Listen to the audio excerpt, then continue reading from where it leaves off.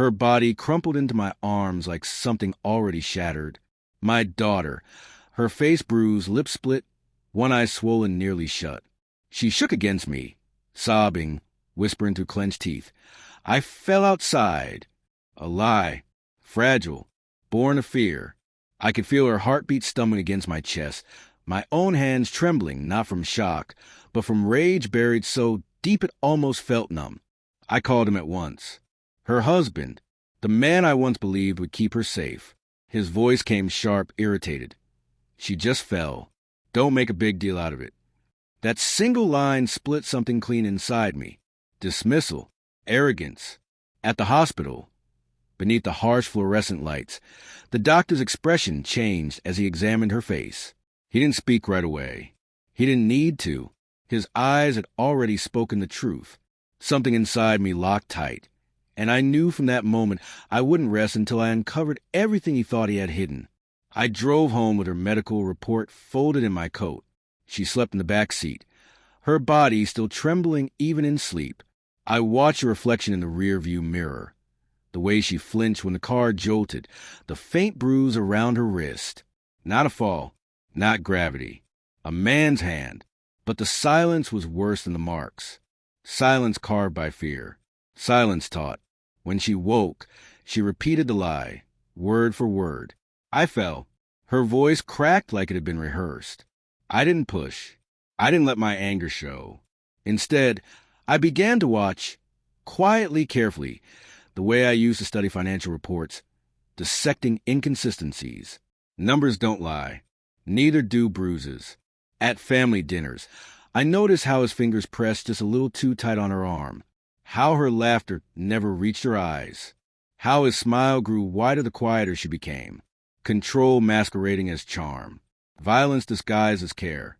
That's when I realized betrayal doesn't always arrive in the form of infidelity or whispered secrets in hotel rooms. Sometimes betrayal looks like a husband who calls himself protector while destroying the very life he swore to defend. I moved cautiously. No outbursts. No sudden confrontations. Instead, I gathered pieces. Phone logs showed late-night calls to numbers he never explained. Bank records revealed transfers to accounts I didn't recognize. And then came the photographs. A neighbor's camera capturing blurry figures in the driveway. A raised hand. A body stumbling. My daughter. Each piece I collected cut deeper into me. Yet outwardly, nothing changed.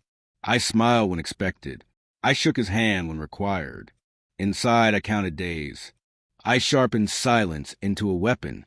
On her second hospital visit, another doctor quietly confided in me. This isn't the first time.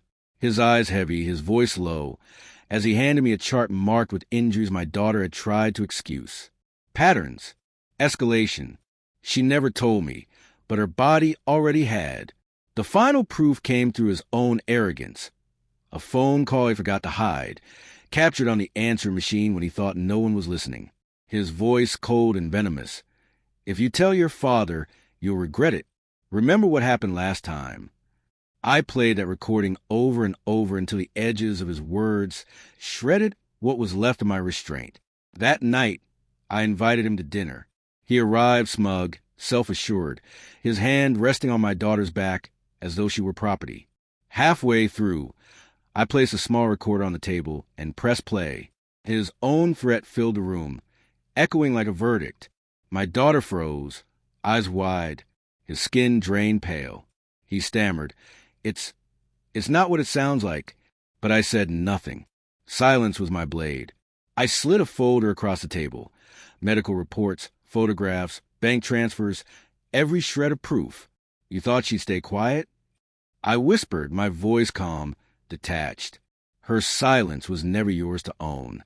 He reached for excuses, but his words collapsed on themselves. His confidence shattered. I didn't shout. I didn't strike him. I simply leaned back and watched his world crumble beneath the weight of his own cruelty. My daughter's tears streamed silently beside me, but I didn't comfort her. Not yet. This was his breaking, not her healing. When I finally spoke, my voice was sharp as glass. Leave tonight before the police see this. And in that moment he knew his life, his reputation, his power, gone. After he left, I sat alone at the table, staring at untouched plates. My daughter slept upstairs, safe for the first time in months, maybe years. But safety is not healing. Healing takes longer. Silence lingers. I felt no victory, no satisfaction, only clarity. He had tried to bury truth beneath her fear, tried to bury me beneath her silence.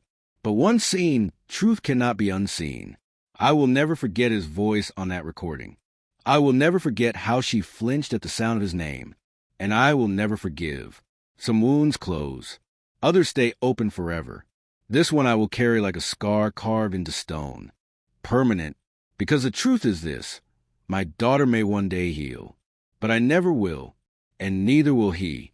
He taught her silence. I taught him consequence.